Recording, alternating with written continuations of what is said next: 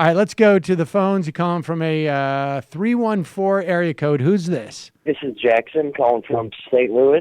Hi, Jackson. I'm from Missouri, and I wanted to talk a little bit about the down ticket stuff. I think 2012 is like a great case for what the Republicans are actually scared of this time. In 2012, Romney beat Obama in Missouri by 2 or 3 points, and Todd Aiken lost to Claire McCaskill by about 16 points. Mm-hmm. So that's a humongous split, and the main thing is because that bright guy was talking about forcible rape, and Donald Trump says things that are just as dumb as that on a near daily basis. So I think what the Republicans are scared of is, and I'm on email servers for Jason Kander, who's running against Roy Blunt here, and every day he sends something out asking Roy Blunt to comment on Donald Trump. Right. Because if he agrees with the statements, then they don't stick to Donald Trump because he's got a great personality. Guys like Roy Blunt, and these guys, they don't. Oh, well, but this is exactly right. We're going to see this. This is what the entire election is going to do. And any candidate who is running down ticket against a Republican who doesn't use Donald Trump should be sued for political malpractice.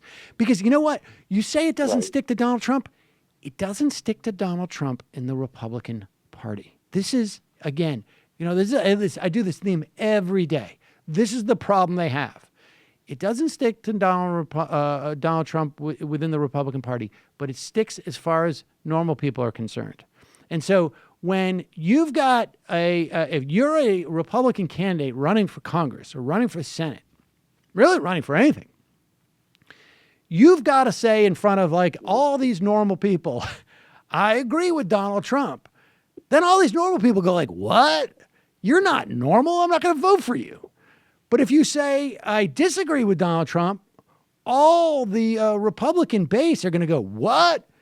You're crazy, man. We're not going to vote for you. I mean, this is the dilemma they have. So I would spend, if I was running for election in any district in the country, that's all I would do. Why won't John Doe or Jane Doe say whether or not she agrees with Donald Trump on this issue? And then that the day that she says, I don't agree with Donald Trump or I do agree, you move on to the next issue. And every day is just another, onslaught of that. And that's the way you hammer them. And then at one point you either pry them apart from Donald Trump, which pries them apart from their base, or you pry them apart from normal people by sticking them to Donald Trump. I mean, this is why they're all terrified. I mean, you can see it every day with Paul Ryan. The guy's practically crying. He's just crying up there. And there's nothing he can do. He's just like, every day is just torture for this guy. And that's why none of them are going to show up at the convention. I mean, Brian will be there, but I bet he's got sunglasses and his hat down. Roy Blunt here in Missouri said he's not coming. He already had a statement saying he's not coming, and they started grilling him on asking him if I'm sorry, I can't hear you muffled now for some reason. Did you say he's not commenting? Yeah, he's not going to the convention. Right. And he and his family have a long political history, and they asked him the obvious follow-up, is there a time you've not gone to the convention? And he said no, and it's super obvious. It's because of Trump.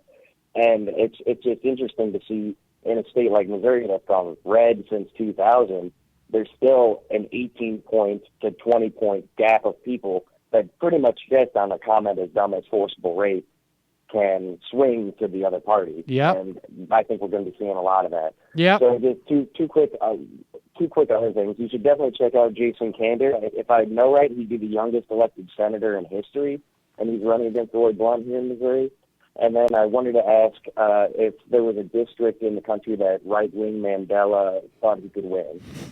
Oh, poor Reese. Yeah. I could take it national. We all know this. Right, I'm no pussy. Thanks for the call.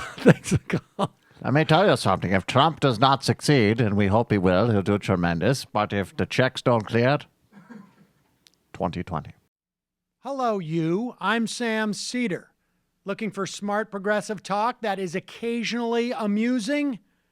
Well, subscribe to our YouTube feed. Subscribe to our podcast. Like us on Facebook.